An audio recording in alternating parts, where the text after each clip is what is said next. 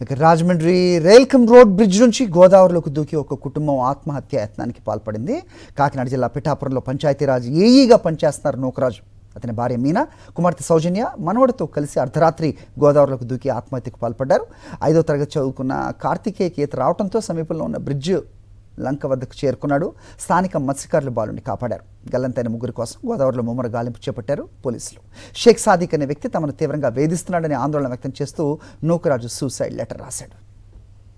ఇదే అంశంపై అప్డేట్స్ మా కరెస్పాండెంట్ హరీష్ అందిస్తారు. హరీష్,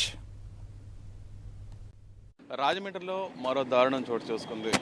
ఒక కుటుంబం మొత్తం రైల్కమ్ రోడ్ బ్రిడ్జ్ నుంచి గోదావరిలోకి దూకి ఆత్మహత్యకు పాల్పడింది. నిన్న అర్ధరాత్రి ఈ ఘటన చోటు చేసుకుంది. పిఠాపురంలో పంచాయతీరాజ్ శాఖలో ఏఈగా పనిచేస్తున్న నాగరాజు, ఆయన భార్య మీనా, కుమార్తె సౌజన్య మనమడితో సహా 5వ తరగతి చదువుతున్న మనమడితో సహా అర్ధరాత్రి గోదావరిలో దూకడం జరిగింది.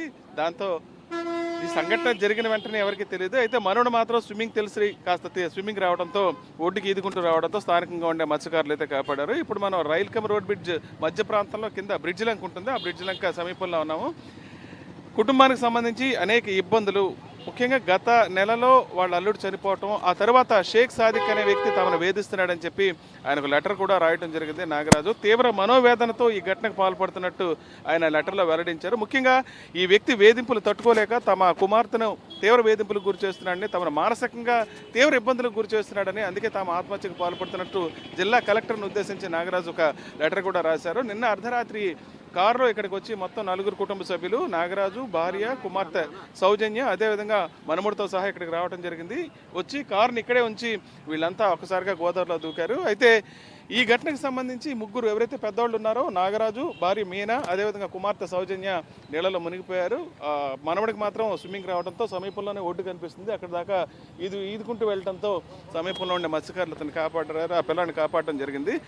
ఈ ఘటనకు సంబంధించి ప్రాథమిక వివరాలన్నీ కూడా ఆయన ఒక లెటర్ రూపంలో రాయడంతో మొత్తం వివరాలన్నీ కూడా బయటకు వెల్లడయ్యాయి. ప్రభుత్వ ఉద్యోగిగా పనిచేస్తూ 15 ఏళ్ళుగా ఎంతో పరువుగా బతుకుతున్నాను, అటువంటి తమ కుటుంబాన్ని ఇలా వేధించడంతోనే ఈ ఆత్మహత్యకు పాల్పడిన విషయాన్ని అందులో స్పష్టం చేయడం జరిగింది. దీనికి సంబంధించి పోలీసులు కూడా రాజమండ్రి 2 టౌన్ పోలీసులు అయితే ఈ ఘటనకు సంబంధించి విచారణ చేస్తున్నారు. ముఖ్యంగా మనం చూస్తున్నాం గోదావరిలో లోతు దాదాపు ఇక్కడి నుంచి 100 అడుగుల దాకా ఉంటుంది. దూకిన వెంటనే చాలా లోతు ఉండటం వల్ల బయటికి కూడా పైకి తేలటం కూడా వెంటనే కష్టం. ప్రస్తుతం అయితే ఈ ఘటనకు సంబంధించి తెల్లవారుజాము నుంచి కూడా రెస్క్యూ కొనసాగుతుంది. ఒకవైపు మత్స్యకారులు, అదేవిధంగా పోలీసులు విస్తృతంగా గాలింపు చర్యలు అయితే చేపట్టారు. డ్రోన్ సహాయంతో కనీసం వాళ్ళ ఆచూకీ తెలుసుకునే ప్రయత్నం అయితే చేస్తున్నారు. ఇప్పటిదాకా ముగ్గురు గల్లంతయ్యారు, వాళ్ళ ఆచూకీ కూడా తెలియలేదు.